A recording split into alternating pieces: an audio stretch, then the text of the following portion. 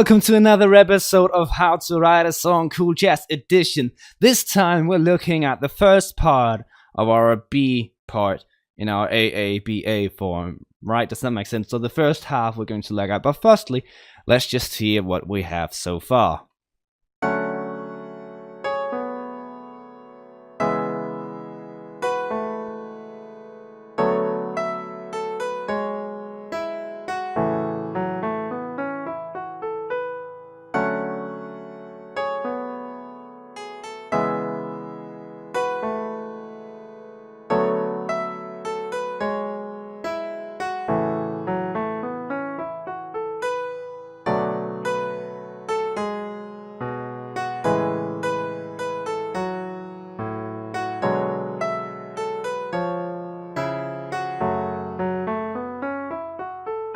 I'm just going to cut you off there for the sake of time, but you're going to hear the entirety of it at the end of the video.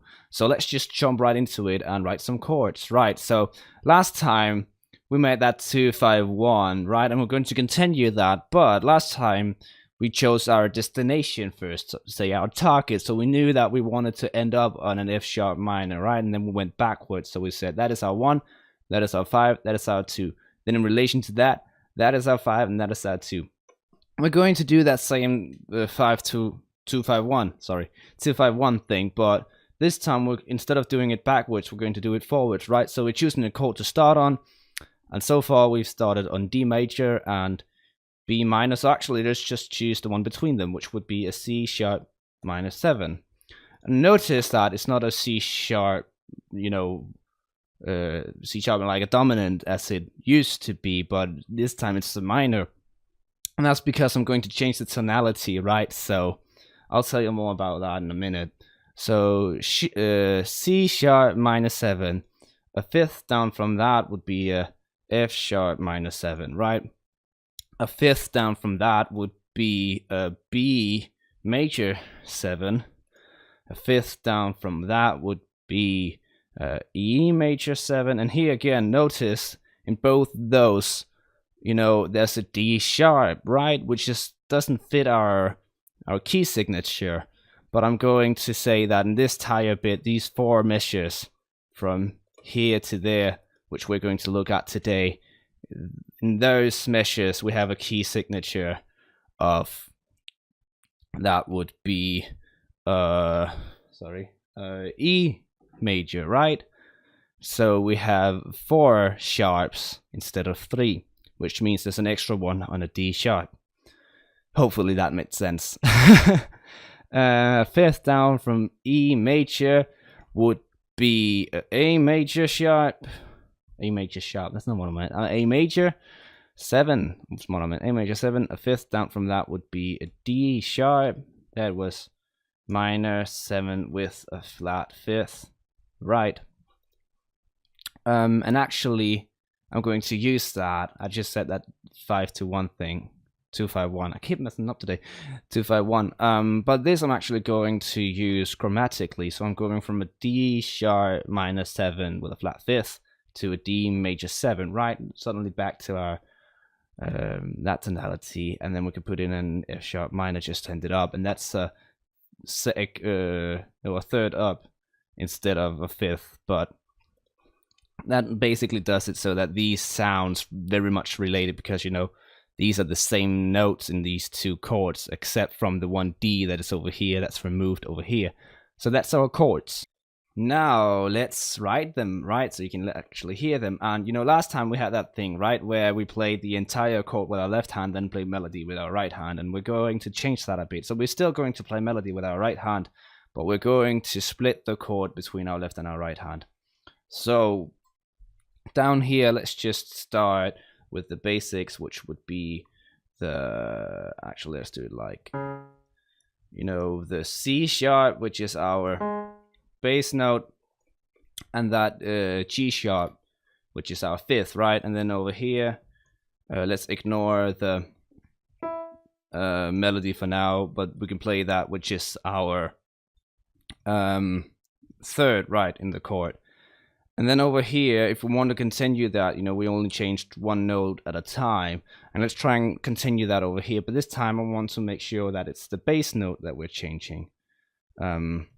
So that would go down to an F sharp right there, which means that this is actually, that is our 7th and that is our 9th it would be. So this would be F sharp minor 9th actually.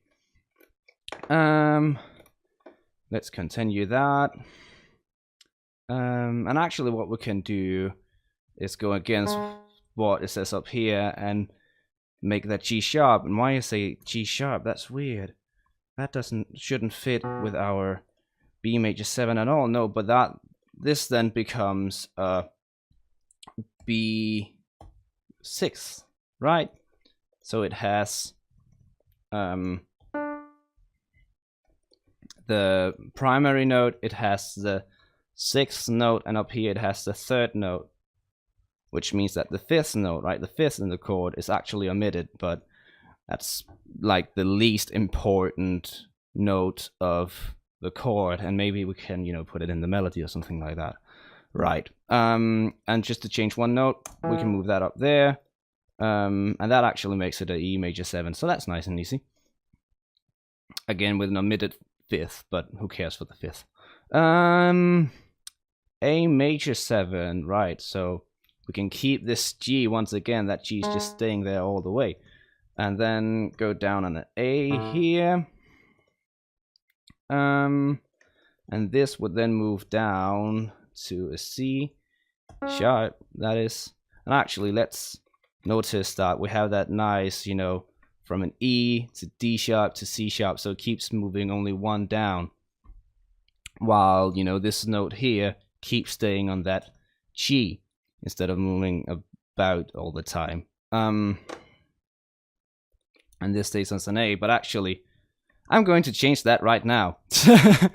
After just explaining, I'm going to change it. So instead of this going up to a D sharp, I'm going to move this down to, oh, actually, speaking of D sharp, I should remember to mark this as a sharp.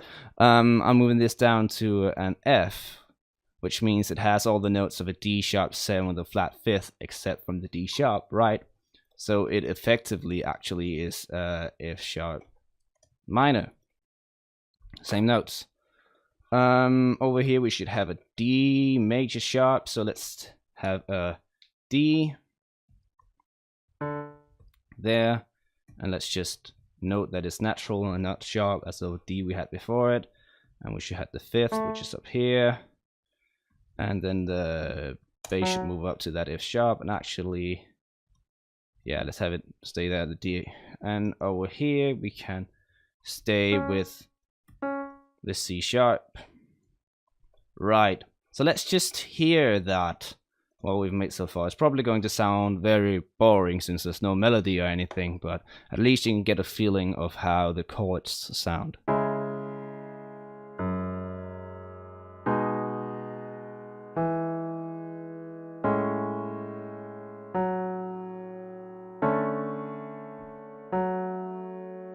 Right, I should mention just two things I forgot to mention. That firstly, the reason I can make this into a 6th instead of a major 7 is because the feeling of, the major 7 and the 6th are very closely related, right? They have the same feeling to them. So if it fits our fingers to play a 6th better than it fits our fingers to play a major 7th, we can just change it up. It's going to have the same feeling, but it's going to be easier to play.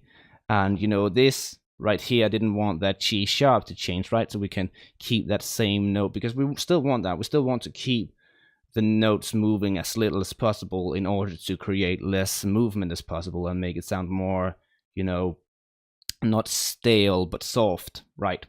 So that's why I changed that to 6th. And over here, because I've just said, we don't want to move our notes that much. But over here, I'm actually missing an F sharp, and why don't I keep this F sharp right here over there if I don't want to move the notes? That's because then I can't move the D up to an F sharp there. And I feel like, seeing as this D major 7 is, followed by an F sharp minor chord, the F sharp is coming right after. This is basically, you could almost write this as the same chord and then just say that the bass note changed or something. Right, but let's jump into it and look at the melody. Oh, bloody hell, I said right again. I notice I always say right in these videos when I edit, so sorry if you get infuriated with me every time I say right, but let's look at the melody. I'm going to start off with triads, and that's just because, you know, we've had those triads on the eighth notes. Now I'm going to do it on the quarter notes, right? We haven't had that before, but it fits very well with you know, the feeling of swing, because, you know, swing, as you remember, is that groove. So that's actually, you know, that almost feels like it fits very well. All right, it's very technical to explain. I don't want to make this into a music theory 101, especially not on that level, but I'm going to start on that D sharp actually, because we've changed the tonality, right? So this actually becomes a C sharp minor 9. C sharp minor 9, yeah, that's what I said. And you know, actually we can also take this down here, which is the 11th of the chord. So this would be a F sharp minor 11, because, you know, those extensions, I always love those. Actually, we don't have the third of the chord here, but I still think like, it still feels and sounds like an F sharp minor 11, even if it doesn't have that A. Over here, notice I omitted that, you know, not omitted, I had a pause there on the first beat, because, you know, we've always had clear stresses on all the first beats. So now we're going to change that and not have that clear stress on the first beat, just to, again, surprise the audience. But down here, we're going to continue. Actually, let's have the first beat marked there.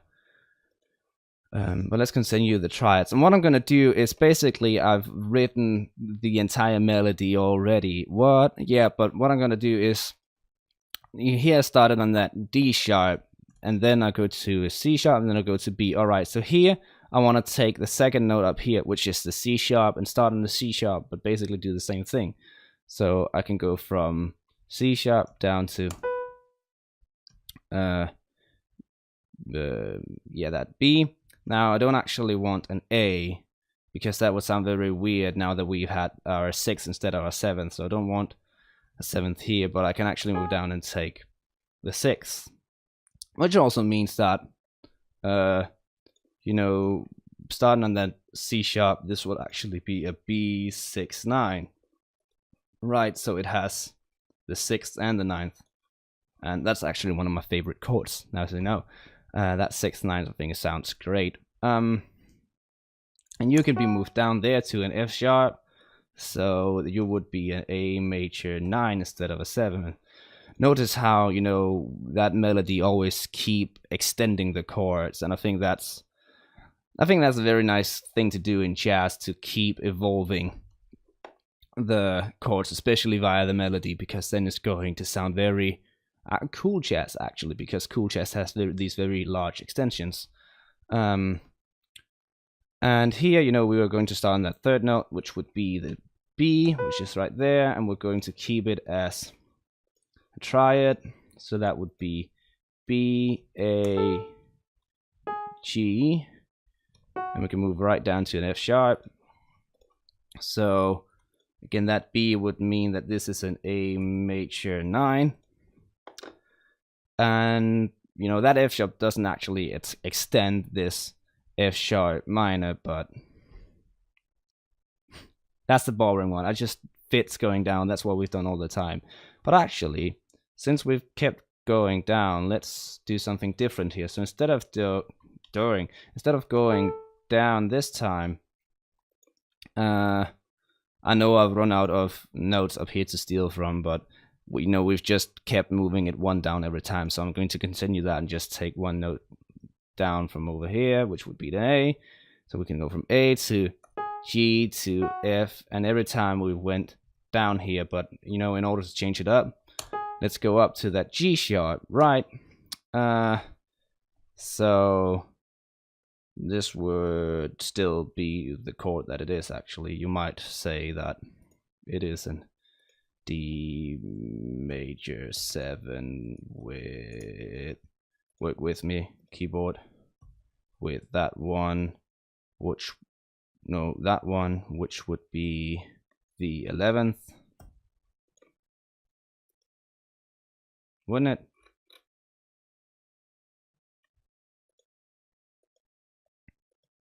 Yeah, sorry, with a sharp 11th, sorry. My computer fixed me.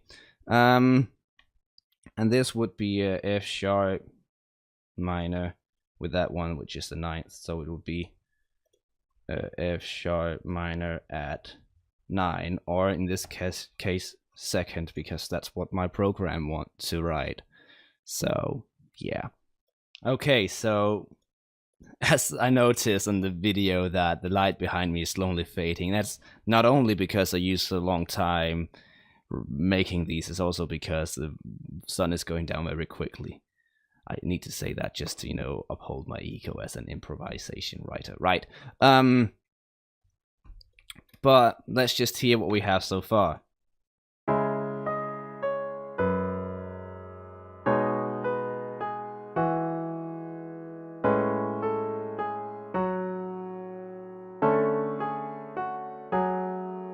Right, so now I just, you know, copy the melody from the piano into, you know, the singer's line, and written some lyrics that says, like the leaves have faded in fall, blossomed in spring's rain and the sun. So notice there's no rhyming, and it's very bloody cheesy, but, you know, I was devoid of ideas, and this was the first thing I came up with. But that's what we have. I've also added that extra note just to make it fit syllable-wise, right? But let's just hear the entire thing, what we've made so far of how to write a song called Jazz. Note, you know, remember that this is not the entirety of our B part, it's just the first half. The next half we're going to write, you know, next time. But for now, let's just hear what we have so far.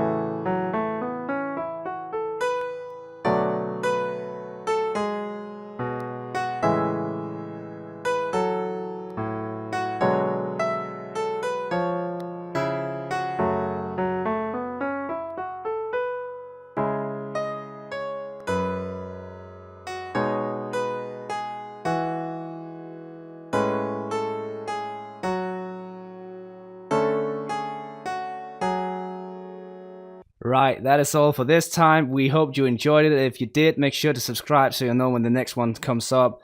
Next video is going to be the last part where we finish the song, and then I'm going to make a proper production of it so you can actually hear it, you know, in a better quality than this. So I'll see you next week. Bye.